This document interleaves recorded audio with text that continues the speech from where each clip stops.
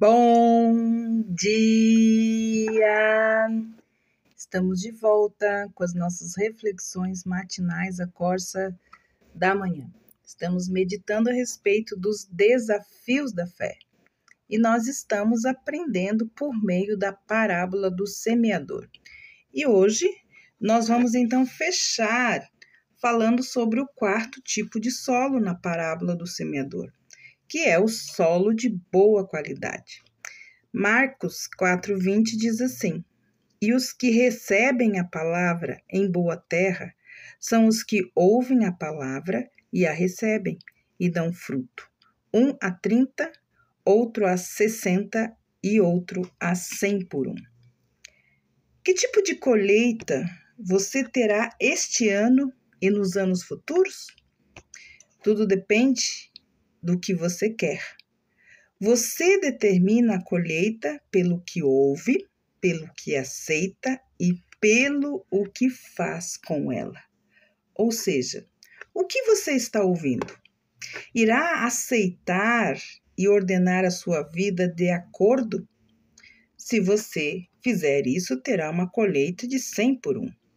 Se aceitar menos que isso, valerá a pena quando encontrar o Senhor face a face? Isso quer dizer que, se você está ouvindo a palavra, se você está aceitando a palavra de Deus e você está fazendo uso, aplicando ela em todas as áreas da sua vida, pode ter certeza que a sua colheita será abundante. A lei da semeadura não falha. Aquilo que o homem planta, ele colhe.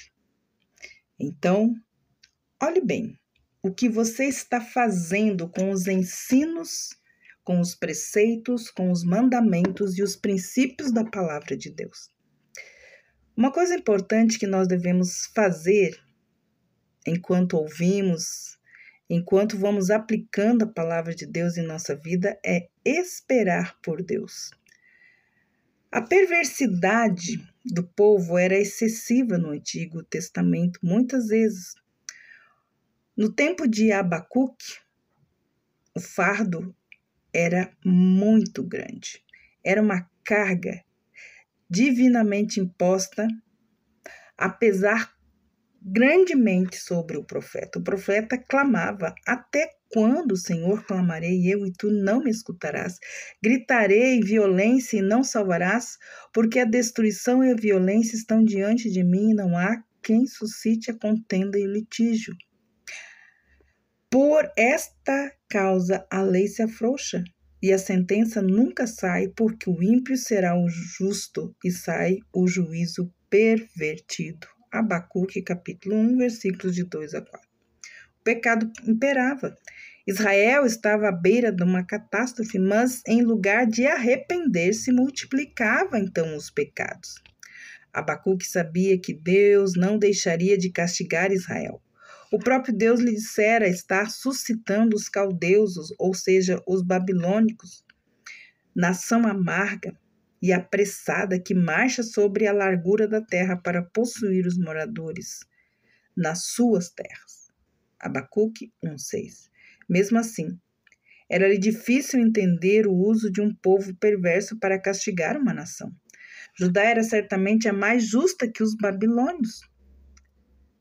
A fé de Abacuque passava por um teste neste momento. O que você e eu fazemos quando a nossa fé enfrenta desafios? Examinemos Abacuque. Você poderá tratar o caso da mesma maneira que ele. Primeiro, discuta abertamente seus problemas e dúvidas com Deus. Segundo, depois de expor o problema, fique alerta para ver o que Deus lhe dirá. Isso foi o que aconteceu com o profeta em Abacuque 2:1.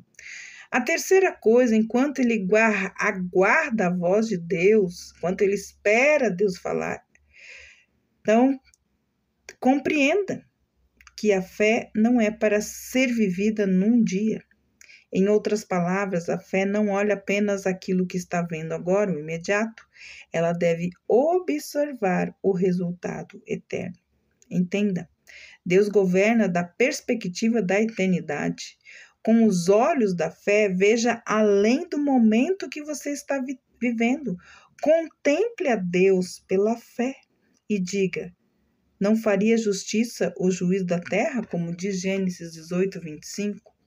Quando obtemos confiança, encontramos paz. Lembre-se, nós devemos esperar em Deus, porque a fé deve ser fixada aonde? Em olhar para Deus. Olha, há um só meio de vida para os cristãos, para aqueles que creem em Deus por meio de Cristo Jesus, e é pela fé. É muito importante nós entendermos que mesmo no meio do sofrimento, e muitas vezes quando temos vontade de gritar, Senhor, venha depressa, e permita que eu seja fiel até a morte, aconteça o que acontecer, esse deve ser o nosso chamado no mais profundo do nosso coração. Então, entenda, sempre teremos o teste da nossa fé. E muitas vezes a nossa fé é testada no máximo. Mas o que você fará nesse dia? Jeremias 12:5 diz: se te fadigas correndo com homens que vão a pé, como poderá competir com cavalos? Se tão somente numa terra de paz estás confiado, o que farás na enchente do Jordão?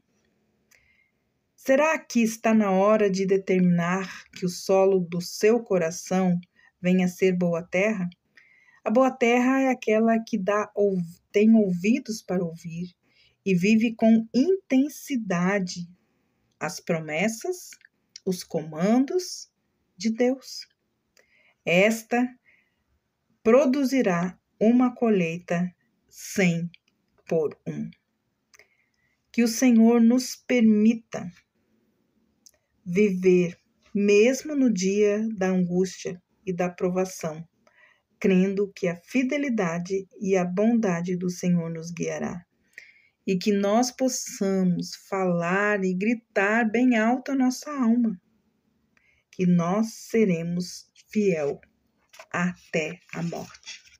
E como disse Abacuque, ainda que a figueira não floresça e que não dê o seu fruto, ainda assim nós confiaremos no Senhor. Que Deus abençoe você. E até segunda-feira com as nossas reflexões matinais, a Corsa da Manhã. E nós vamos entrar, então, em algo muito importante.